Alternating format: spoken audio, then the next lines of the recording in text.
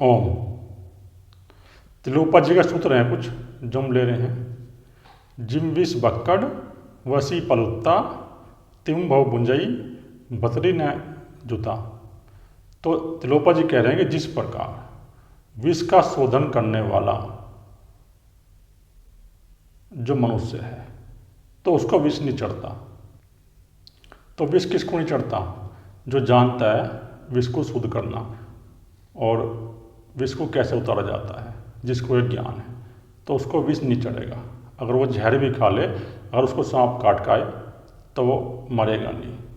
वो जानता है उसको कैसे उसको ठीक करना है, कैसे उसका इलाज करना है, वो जानता है जो विष का शोधक मनुष्य है।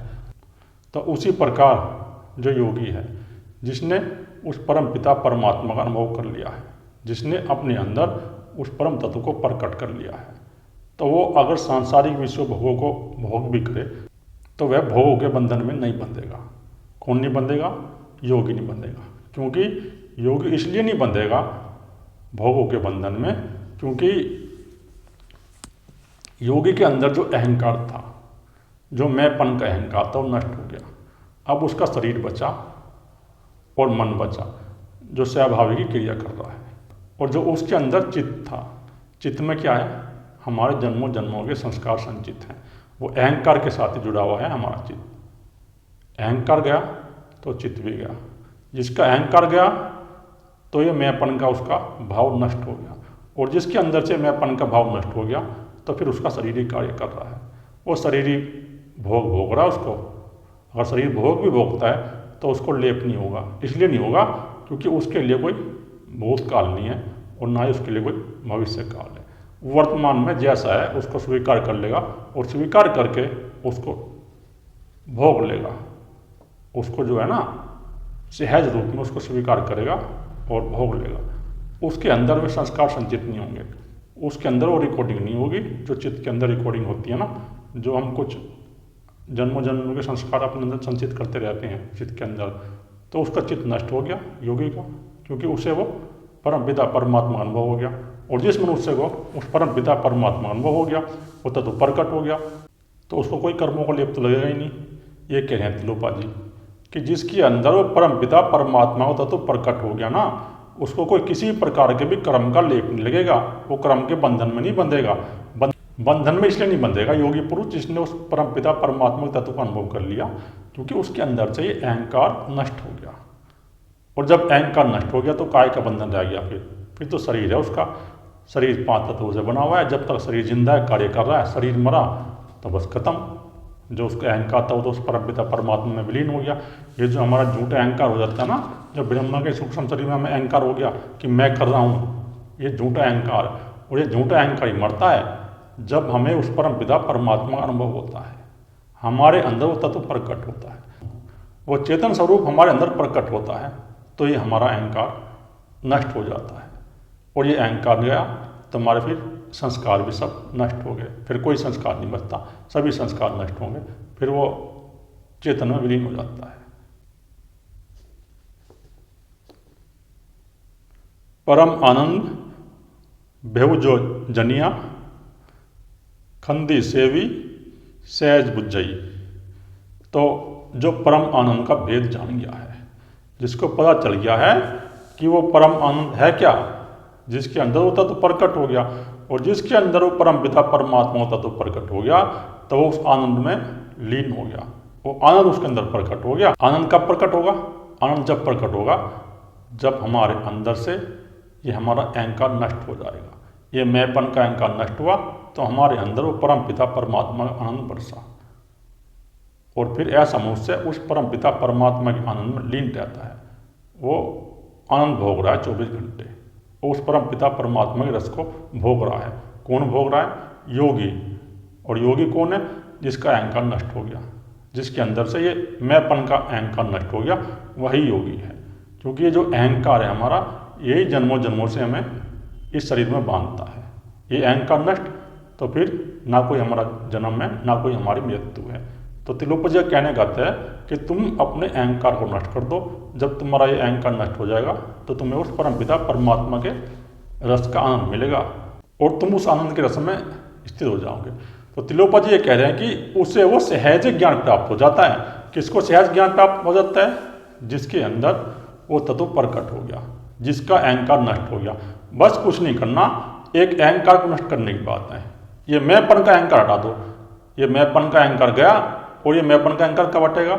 जब तुम्हारा प्राण आज्ञा चक्र पे आ जाएगा।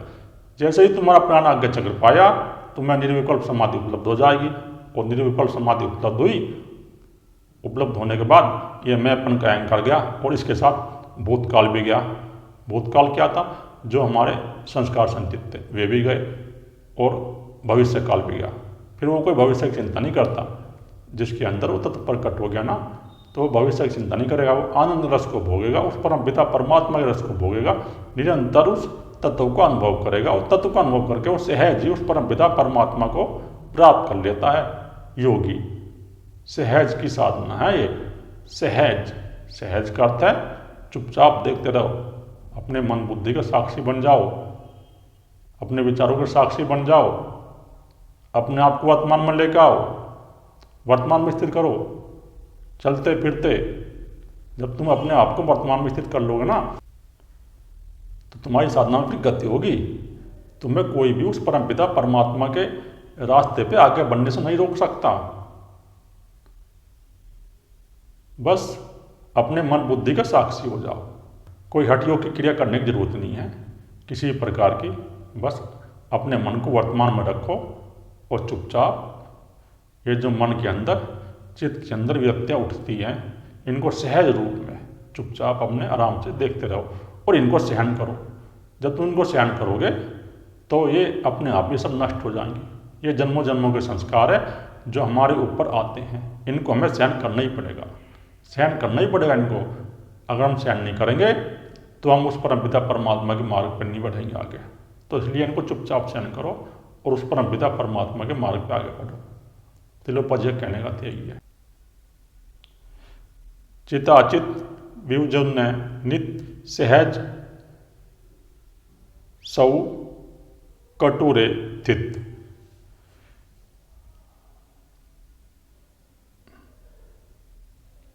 और जो चित्त को सदा के लिए त्याग दे।